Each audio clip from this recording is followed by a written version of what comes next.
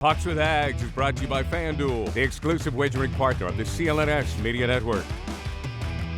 Welcome, everybody, to another edition of the Pucks with Haggs podcast. As always, I'm your host, Joe Haggerty. You can find my Bruins writing and NHL writing at joehaggerty.substack.com. And I'm going to go solo this week with a mailbag edition of the Pucks with Haggs podcast. This is, I believe, our 22nd episode, so thanks for coming on board. And I also want to give a little shout out and love to our sponsors, FanDuel Sportsbook, the exclusive wagering partner of the CLNS network. You want to get on with them right now and visit FanDuel.com/Boston and start earning bonus bets with America's #1 sportsbook. That's FanDuel.com/Boston. And also, let's not forget America's #1 ready-to-eat meal kit. That's right. I'm talking about Factor Meals, not only a pitch man, also a client. Delicious meals. Had the pork chop, and I don't even know what else was in there, but it was a delicious pork chop last week. So head to factormeals.com/Haggs50 and use code Haggs50 to get 50% off your first box. You'll be glad I sent you. That's Factor Meals, America's #1 ready-to-eat meal kit. So thank you very much for sponsoring. Let's move on to the mailbag. There's not really a lot of Bruins news this week. We talked to Jeremy Swayman and Trent Frederic after signing their deals over the past week or so. Frederic obviously signed a 2-year deal, $2.3 million. That's a good deal for him. Pretty good market value, and he got the 2-year contract that's going to keep him away from, arbitration or anything else moving forward. He was happy with the deal. I think the Bruins were pretty happy with the deal. Both happy that it was a 2-year term. Swayman, on the other hand, it was interesting. I don't think he was all that excited to have gone through arbitration. It was a tough case because he was asking for almost $5 million for 1 year, which was way more than he was going to get based on the market and everything else. He ended up getting, $3.475 million. So he said there was no ill will towards the Bruins as an organization, but that he never wanted to go through the arbitration process again. And he didn't want any of his friends to have to go through the arbitration process again. And I believe he's an RFA for a couple more years with arbitration rights. So it's going to be interesting to see how that plays out after this 1-year deal. I suspect that if they want to keep the marriage going, they're going to have to sign a much longer term deal after this year. And really, that comes down to making a decision on Linus Ullmark being the goalie partner with Jeremy Swayman somewhere down the road. I don't think you can start paying Jeremy Swayman $5-6 million, what he's going to command when he gets closer to unrestricted free agency, and have another goalie making $5 million in Linus Ullmark. His trade clause has opened up to where he can be traded to half the teams in the league now. And it'll open up even more next year. There's a few more teams he can additionally be traded to as far as his no trade protection, what used to be a full no movement clause. So it's getting easier and easier to think about trading him. They didn't do it this summer, but if they end up going this year with Ullmark and Swayman one more time as the hugging goalie tandem that all Bruins fans love and have grown to appreciate as Jennings Trophy winners, I think there may be more of a revisiting of potentially trading Ullmark next summer, depending on how they both perform. But I think that's something that is going to continue to get explored as they know they have options. Swayman pushing to be a #1 and Brandon Busty coming down from Providence. But based on everything that Jeremy Swayman said, he's locked and loaded and ready to start. And I think he's going to continue after working out in Boston with all the trainers here and all the Bruins people, the Ed Warrior. He's primed to have a really big season. If he continues to seize more and more playing time and look more and more like he might be a #1 guy, it's going to make for an interesting situation for the Bruins. But we're not there yet. They're still built, and they have to be this coming year with Bergeron and Krejci gone. They're going to be very strongly built around the goaltending and having 2 top defensemen in Hampus Lindholm and Charlie McAvoy. And that's really going to be the bedrock of this team's roster after it was having 2 legit top 6 centers in Krejci and Bergeron for the last 15 years. So I think keeping those goalies together for this coming year is going to be pretty important.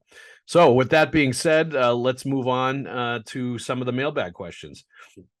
All right, this first one's from Johnny Mildner via the Facebook page. Make some trades. Everyone is available other than Swayman, Captain Marshy, Pasta.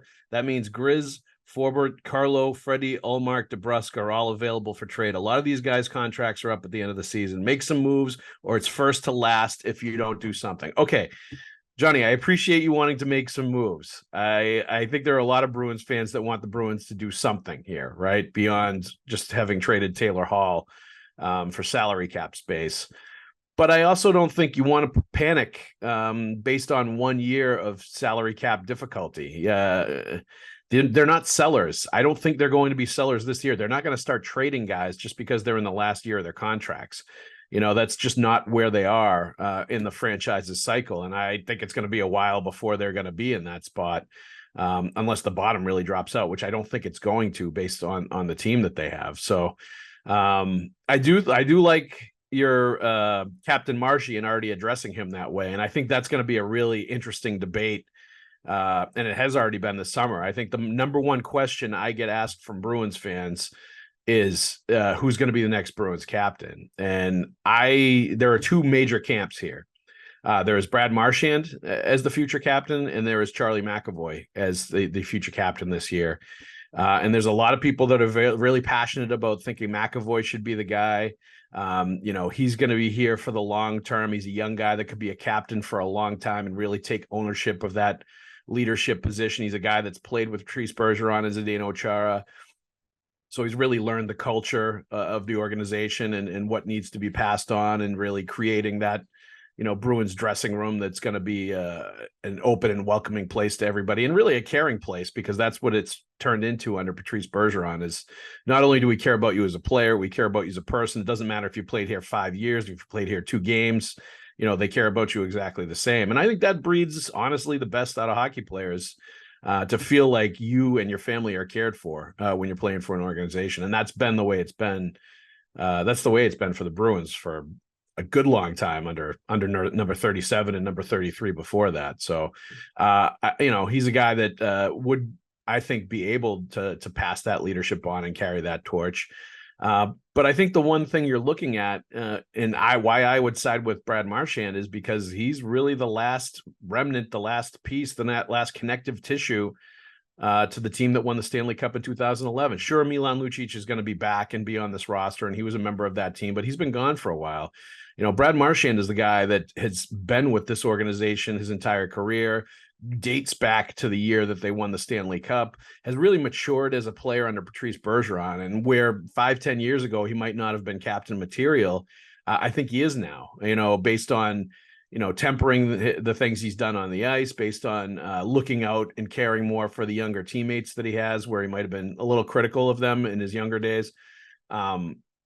The way he plays on the ice, the way he brings them into the fight and emotionally gets invested in the games, the responsibility he feels to really carry on Patrice Bergeron's legacy as, his best buddy and line mate.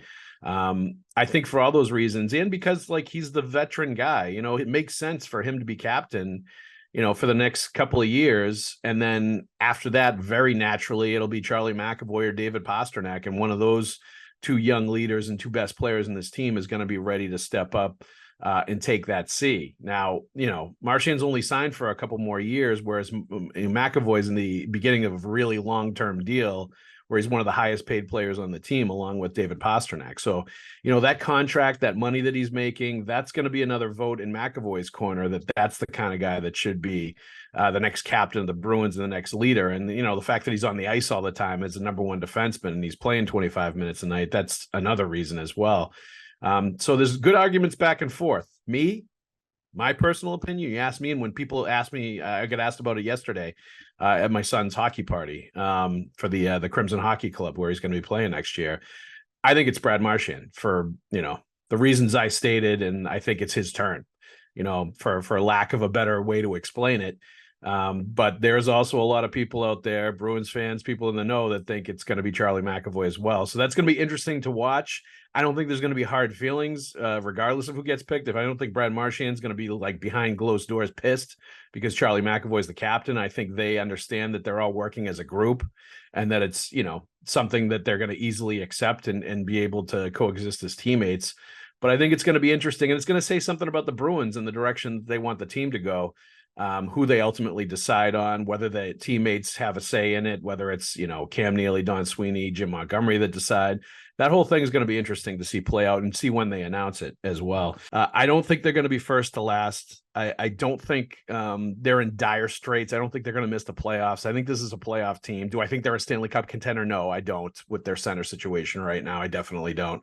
But I do think that they are going to be able to make the playoffs, and I think that it's going to be the wild card team, and maybe they address the center situation if Pavel Zacha and Charlie Coyle aren't getting it done as the top two centers on this team to start the year. But I still think, just like people were panicking last year at the beginning of the year because McAvoy and Marchand and all these people were out and they were going to miss the playoffs, and it was doomsday, and they went on to win 65 games and have 135 points.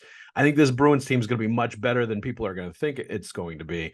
They're going to miss they're going to miss Patrice Bergeron. They're going to miss David Krejci. They're certainly going to be challenged at the center position like they haven't before. But I think this is still a very good team with a lot of really good players. It should be a playoff team, even in a better Eastern Conference. So, let's calm down. Let's pump the brakes a little bit on trading everybody and becoming this big seller.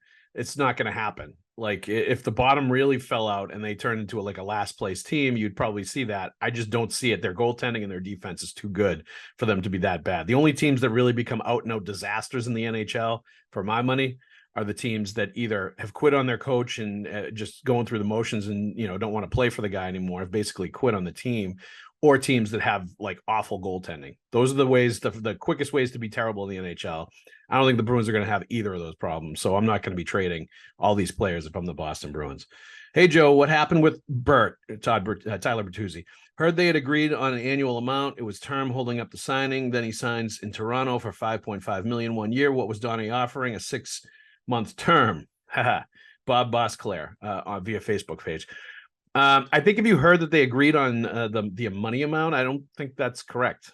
I don't put anything into that report. I don't think that's right. I think they were far apart, certainly on term. I think they were far apart on money. I think Tyler Bertuzzi's camp thought they were going to go into free agency and have this big money, long-term contract waiting for them, really big money, coming off a strong playoff. But let's be honest, he did not have a great year. He was good with the Bruins, not great before that. Injury problems. He was coming off a 30-goal season 2 years ago. Yeah. And he's coming off probably his best year, but this year was not a great year for him. He was never going to get huge money on the market. And once the market kind of played out as, Dmitry Orlov, I think, got the best deal of anybody. It was only a 2-year contract. It was really short-term deals and shorter money deals, and veterans signing for 1 year, $750,000, just based on the salary cap and how it didn't really go up this year. Once that happened, Bertuzzi's camp realized we're going to have to settle for short term and less money than we thought. I have no doubt the Bruins were probably in the, somewhere in the $4 to $5 million range for a long-term deal, which would have been good value for them. But they were not going to sign a player like that to that high a money amount for 1 year. And they were going to try to get a longer term deal for much shorter money if they were going to sign a player like that. So I don't think they were all that close on money at all. And if you're close on money for a 1 year deal, but you're not close on money for a 5-year deal, and the team wants a 5-year deal or vice versa, you're not really that close. Because you're going to lower the amount you're paying a player in a situation like that because you're giving them the security of a longer term deal. So the reports that they were close, I wouldn't buy into those. I don't think they were accurate, for lack of a better term. Hey, everybody. Football season is just about to kick off, and what better place is there to go than FanDuel Sportsbook? Our friends at FanDuel Sportsbook, the exclusive wagering partner of the CLNS network. They give you the chance to win all season long while the football is getting carried around, thrown in the end zone, kicked through the uprights, and all the gambling people can come out, all the fantasy people can come out and let it roll. Right now, when you bet on a Super Bowl winner, you can get bonus bets every time they win during the regular season. Just pick any team to win the Super Bowl. That's right. Pick a team right now that you think is going to win the Super Bowl. Could it be the Patriots? Could it be Bill Belichick's swan song Super Bowl victory? Who knows? Maybe you throw some money at that. But right now, when you bet on a Super Bowl winner, you get bonus bets every time they win during the regular season. Just pick any team to win the Super Bowl, and you'll get bonus bets for every victory. You can use your bonus bets on spreads, on player props, over-unders, and so much more. So just visit FanDuel.com/Boston and start earning bonus bets with America's #1 sportsbook. That's FanDuel.com/Boston, and get going with the football wagers. You know you want to, just go do it. All right. Who do you think the Bruins will bring into training camp on a PTO? From Glenn Sunderland, 8 on Twitter. Great question. There's still some really good unsigned players out there that could be interesting. I would suspect that the Bruins might bring in another center or two, even though they've got a bunch of guys with Morgan Geekie and Charlie Coyle and Pavel Zacha and Patrick Brown and even Jesper Boquist, who can play center as well. And they have guys in Providence, Mark McLaughlin, Johnny Beecher, etc. There's still some guys they might bring in, that potentially bring in. Colin White, maybe, a local guy who's not signed. That would be interesting. I don't think Paul Stastny is signed anywhere. He's an older guy, but he also has, has had a great career. Players like that, I think could be interesting. I think there's 3 or 4 centers that maybe fit that profile as guys that you might bring in, especially if it goes into training camp and it looks like your centers are struggling or you start getting injuries or anything like that. I think those kind of players could be a factor, maybe a defenseman too. You could never have enough of those. That certainly would depend on, how Jakobs Borrell plays, if they stay healthy, if they end up being pushed into wanting to make another trade and trade a defenseman in training camp. I don't think that's going to happen. I think we're going to see the team starting the year that we see now, as far as the roster goes and the players that were brought in on July 1. I don't think we're going to see big changes. At first, I think they want to take a look at what they have before they maybe decide to, get something at the trade deadline, or get something a few months into the year after they've made determinations on the team. So that's what I'd be looking at. There's 3, 4, 5 guys. Some of them I think are, probably not going to end up landing with the Bruins, even if they, they're older guys looking for a job, like the Eric Stahls of the world, if he continues to play one more year. But I think, Colin White's a guy, played college hockey at BC, local guy. Somebody like that might make sense for the Bruins. I think he has Patrice Bergeron's agent as well. So there's, good connections and the conversation between the Bruins front office and a player like that. We'll see what happens, but I don't put that out of the realm of possibility, but I think it'll be something like that. Good question though. I'm hoping he can develop into I'm hoping Trent Frederic can develop into a version of Matthew Tkachuk for the Bruins. Solid physical presence who gets under team skin and can put the puck in the net. Mike Sepelli via Facebook.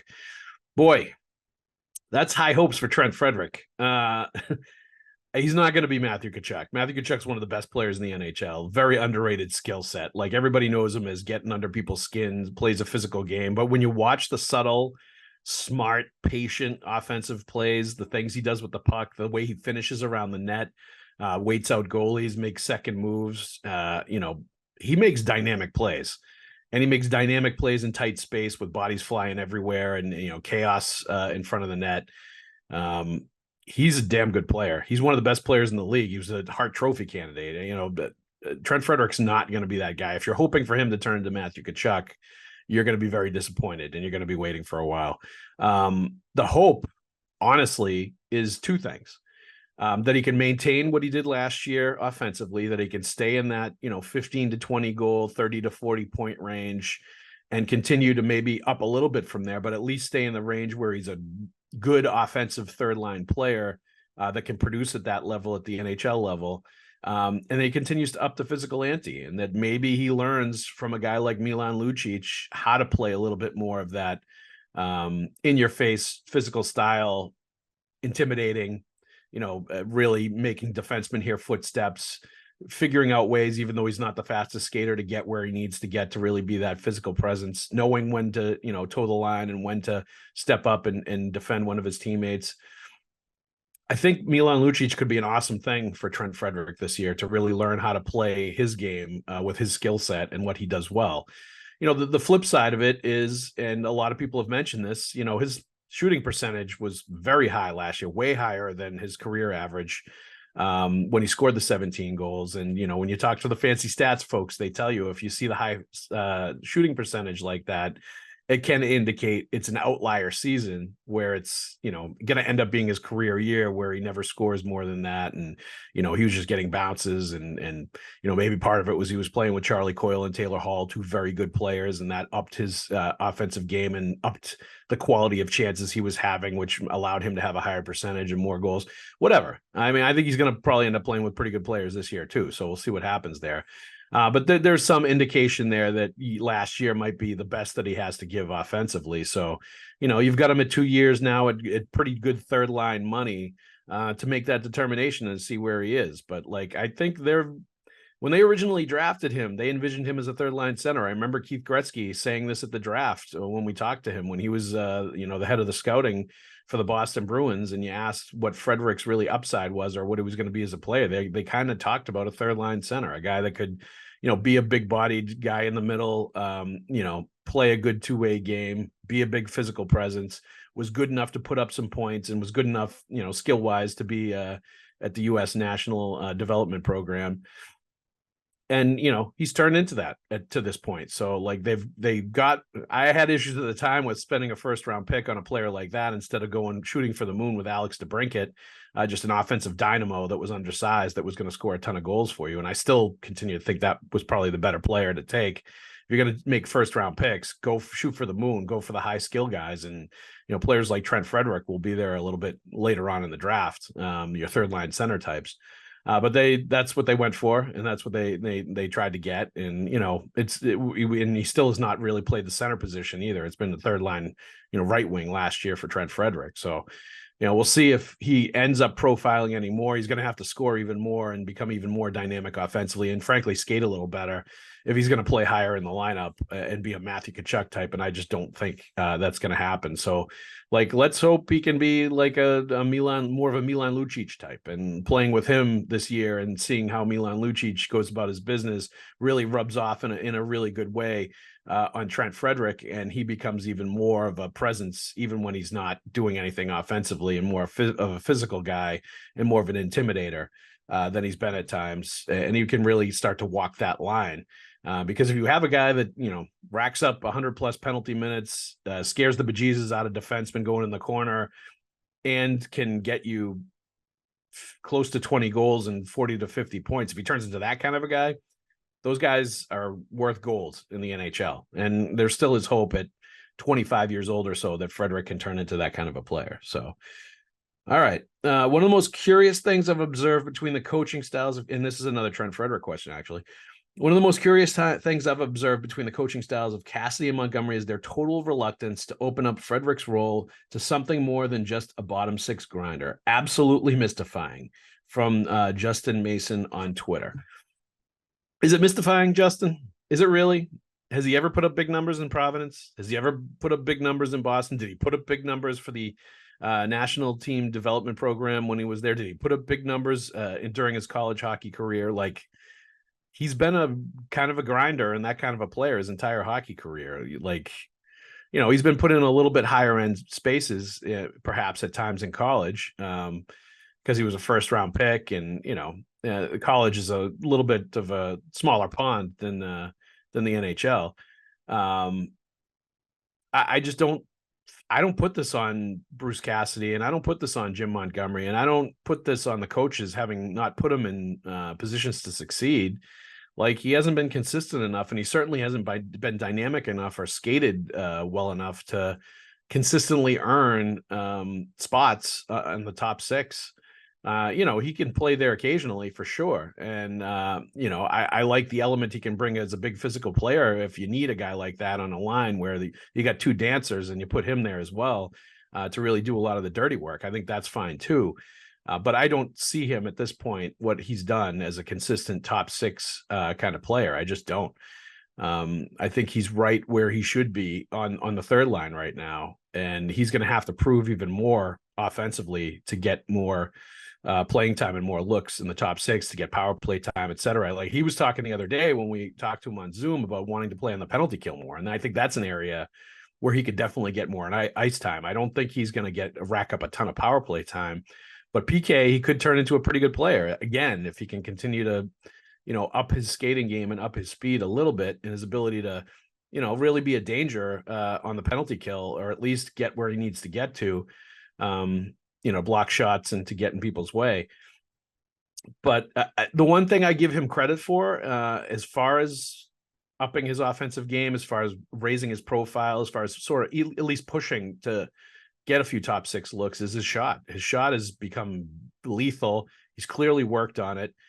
He's dangerous now when he gets the puck in scoring positions, and he gets it off his stick quick, and he really is good enough hands where he can collect it, snap it, and be dangerous. Like that's a skill that he's clearly worked a lot on, and it's helped him, up his shooting percentage, up his goal production, up everything. And it's helped him a lot, and it's helped him turn into the best version of Trent Frederic that he can be. So I just don't have a lot of gripes with the coaching staff as far as usage with him. There were occasionally times with Bruce Cassidy, and I think this is part of the disconnect between him and some of the players that played for him, where Trent Frederic would like ride the bench for a while. If he took a penalty, he'd be on the bench. If he took a bad penalty, he'd be scratched for a few games, or you wouldn't see him for a few weeks. There was some stretches during his first couple of years where you just wouldn't see him at all, and he wasn't playing, and you were kind of wondering what was going on. That part I would have had more issues with, especially if his role was to be an antagonizer, to go out there and get the team involved in the fight and to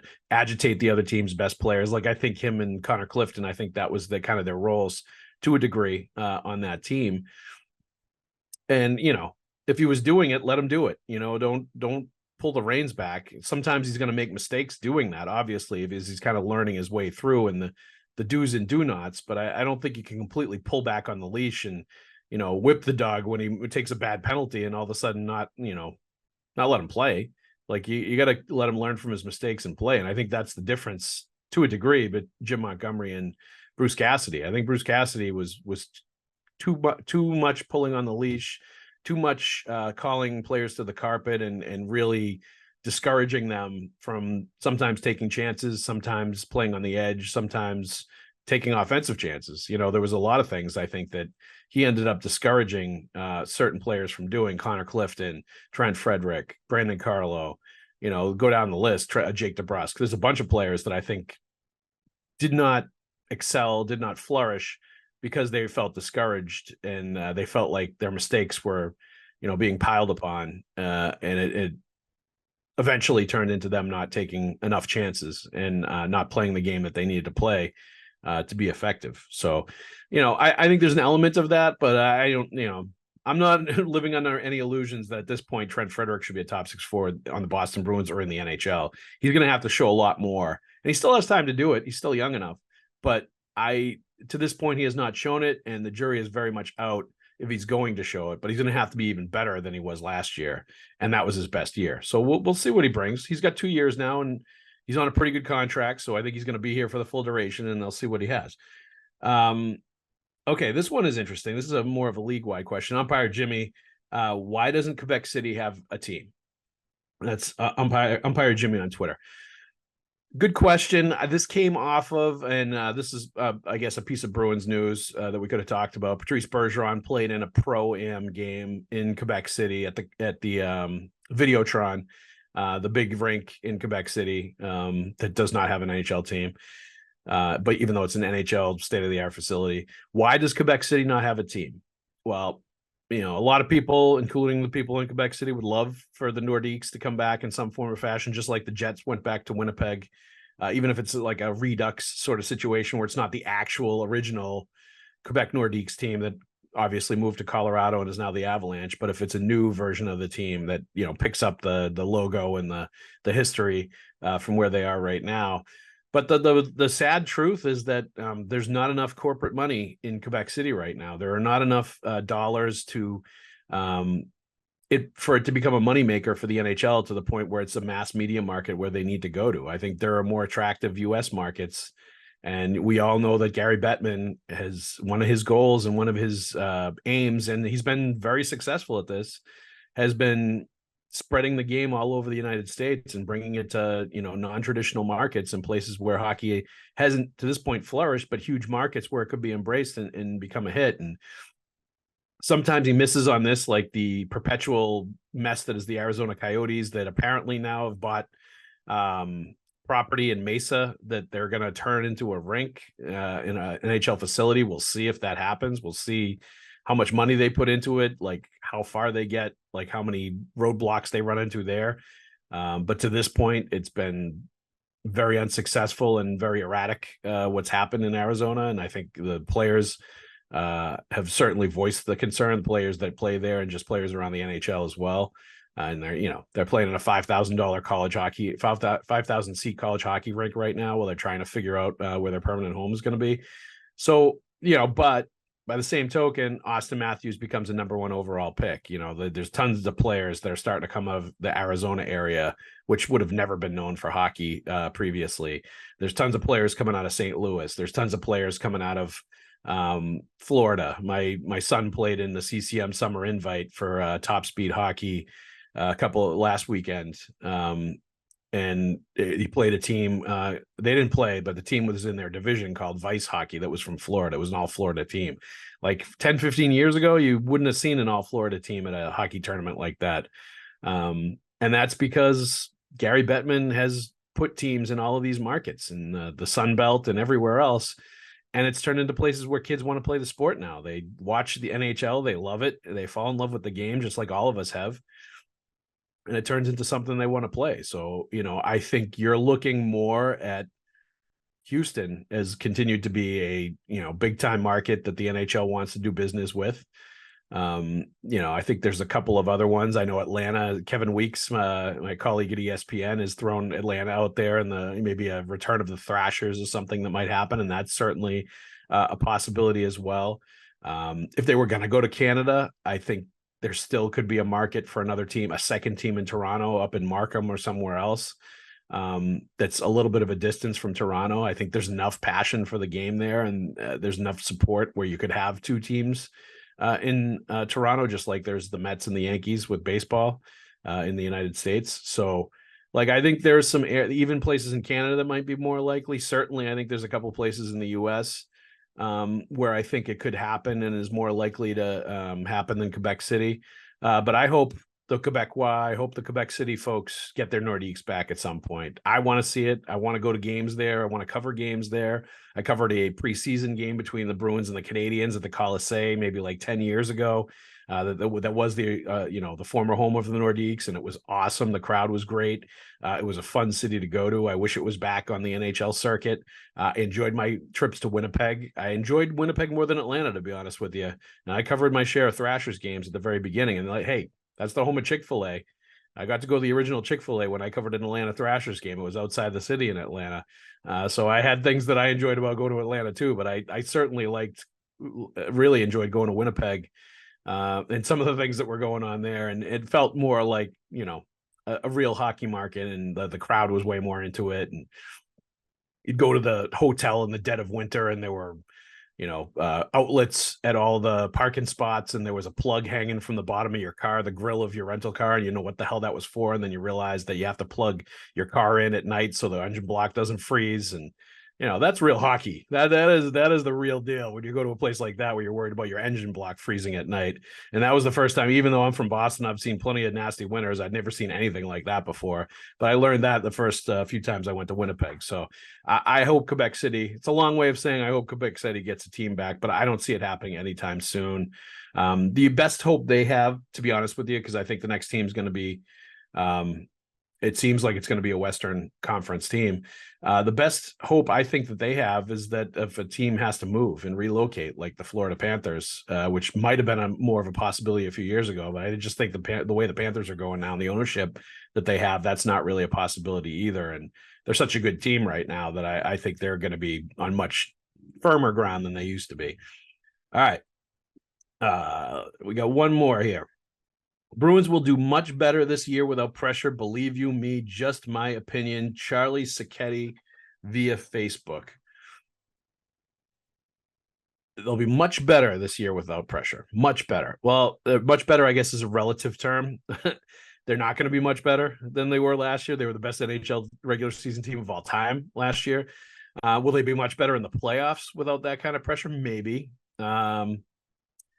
It really all depends on what they do with the center position and how they address that, and how well Pavel Zacha and Charlie Coyle can handle being top six centers all year, how much the wingers are going to be able to support them and drive those lines and drive them offensively. If those two are more concerned about two-way play and, being solid centers and not really have to carry things and leave a lot of that to the wingers, we'll see.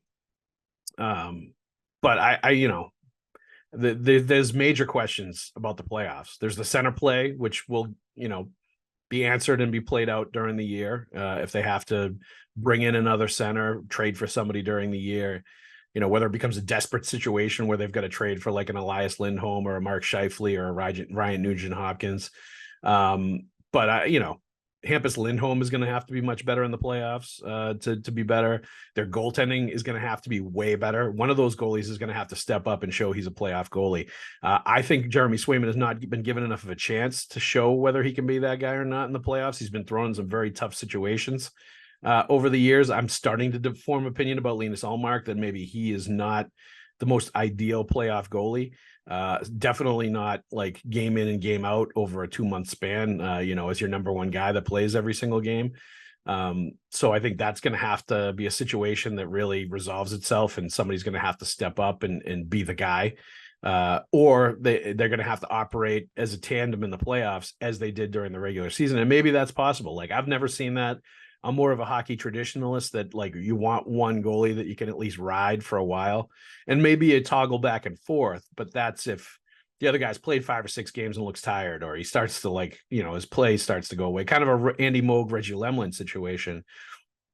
That kind of a thing I think could be manageable. If you go to a strict every other game, goalie tandem split right down the middle, I've never really seen that in the playoffs work. I don't know that it would be really interesting to see how that plays out. If that's what they do, they may end up doing that this year, because what they did last year clearly didn't work. And, I think you got to try that to at least see how it works and see if you can replicate what they gave you during the regular season. But I think that's, I don't think there's any boasts about the Bruins being much better at anything unless the goalie situation in the playoffs is much better than it's been the last couple of seasons, when it has not been a strength like it was during the regular season. So, I do think there's going to be a weight off of them. I think they're going to be playing with low expectations like they were to start last year. And I think that helped them last year, and it'll probably help them this year. And it'll be good for them. And they're going to surprise people. I think that they're going to be as good as they're going to be, because I think they're going to be a playoff team.